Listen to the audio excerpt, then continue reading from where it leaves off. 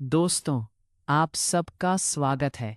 दोस्तों, प्राचीन काल में एक नदी के किनारे बसा नगर व्यापार का केंद्र था। फिर आए उस नगर के बुरे दिन, जब एक वर्ष भारी वर्षा हुई। नदी ने अपना रास्ता बदल दिया। लोगों के लिए पीने का पानी न रहा और देखते ही देखते नगर वीरान हो गया।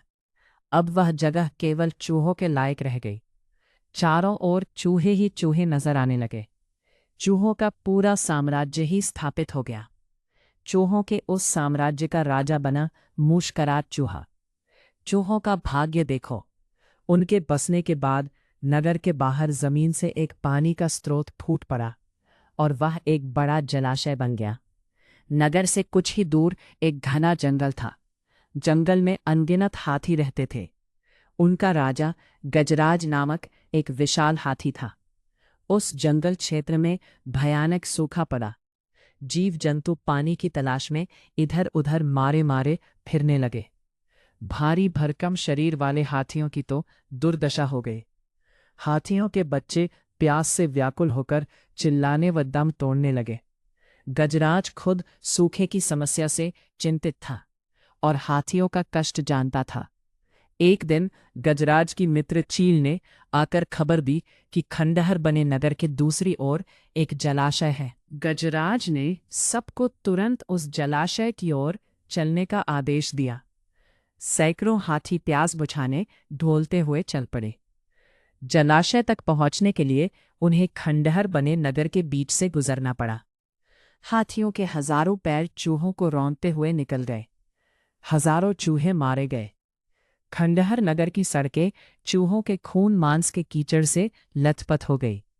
मुसीबत यही खत्म नहीं हुई। हाथियों का दल फिर उसी रास्ते से लौटा। हाथी रोज उसी मार्ग से पानी पीने जाने लगे।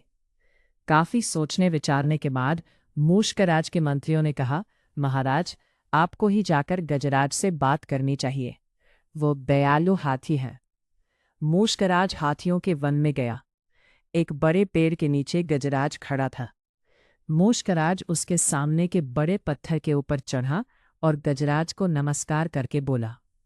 गजराज को मूशकराज का नमस्कार। हे महान हाथी, मैं एक निवेदन करना चाहता हूं। आवाज गजराज के कानों तक नहीं पहुंच रही थी। दयालु गजराज उसकी बात सुनने के लिए नीचे बैठ गया और अपना एक कान पत्थर पर चढ़े मूशकराज के निकट ले जाकर बोला, नन्हे मियाँ, आप कुछ कह रहे थे? कृपया फिर से कहिए। मूशकराज बोला, हे गजराज, मुझे चूहा कहते हैं।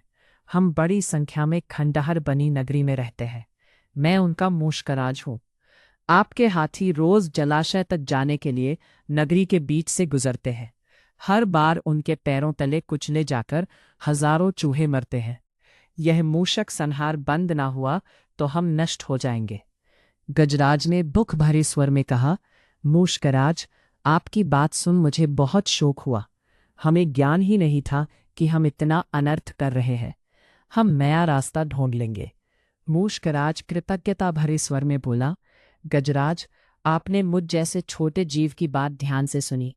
आपका धन्यवाद। गजराज, कभी हमारी जरूरत पड़े तो याद जरूर कीजिएगा। गजराज ने सोचा कि यह नन्हा जीव हमारे किसी काम क्या आएगा, सो उसने केवल मुस्कुराकर मूशकराज को विदा किया। कुछ दिन बाद पड़ोसी देश के राजा ने सेना को मजबूत बनाने के लिए उसमें हाथी शामिल करने का निर्णय लिया।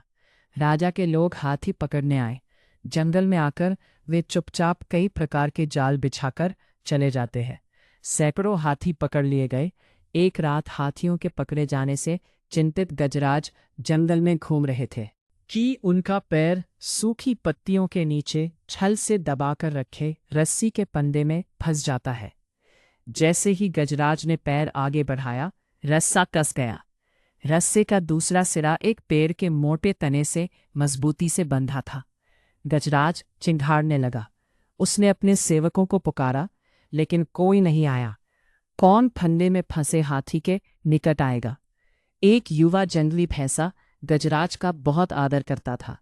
जब वो भैंसा छोटा था तो एक बार वो एक गड्ढे में जा गिरा था। उसकी चिल्लाहट सुनकर गजराज ने उसकी जान बचाई थी। चिंघाड़ सुनकर वो दौड़ा और फंदे में फंसे गजराज के पास पहुंचा। गजराज की हालत देख उसे बहुत धक्का लगा। वो चीखा, ये कैसा अन्याय है? गजराज, बताइए क्या करूं? मैं आपको छुड़ाने के लिए अपनी जान भी दे सकता हूं। गजराज बोले, बेटा, तुम बस दौड़कर खंडहर नगरी जाओ और चूहों के राजा मूषक राजा को सारा हाल बताना। उससे कहना कि मेरी सारी आश टूट चुकी है। भैंसा अपनी पूरी शक्ति से दौड़ा दौड़ा मूषकराज के पास गया और सारी बात बताई।